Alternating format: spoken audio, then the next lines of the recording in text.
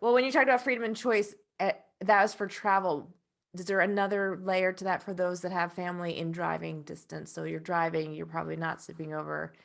I guess there's the freedom and Yes. choices right there. Exactly, right. So that there's freedom and choice in terms of where we decide to stay. But if you're just traveling, if you're doing a day trip or something like that, freedom and choice still applies. And freedom and choice in that sort of context relies on the boundaries you set. I mean, boundaries are freedom and choice, and that can apply to whether you're coming in from out of town or it's just a day trip. But boundaries, I also assess with my clients and with my course students about and what can you tolerate? What feels tolerable?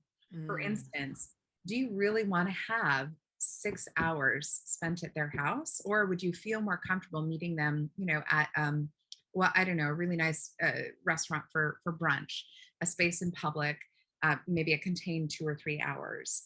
Another kind of boundary. So there's boundaries around how much time are you willing to spend with them, the environment that you're willing to spend with them. There's a boundary too around who you will and will not be with during that time. Through Right. the boundaries we need and want to set in order to make ourselves feel as comfortable as possible in a potentially uncomfortable environment.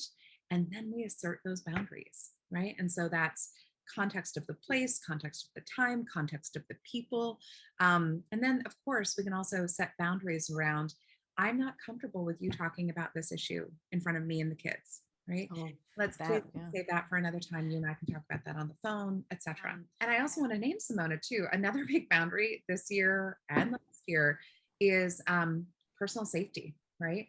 A lot of us will be challenged with boundaries around vaccination status, masking, hand sanitizer, et cetera. Like, how do we keep ourselves and our kids, particularly if they haven't received the vaccine yet, how do we keep them safe?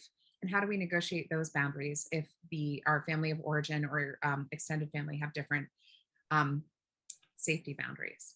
So there's a lot Yeah, to think through if you there do. is. And actually,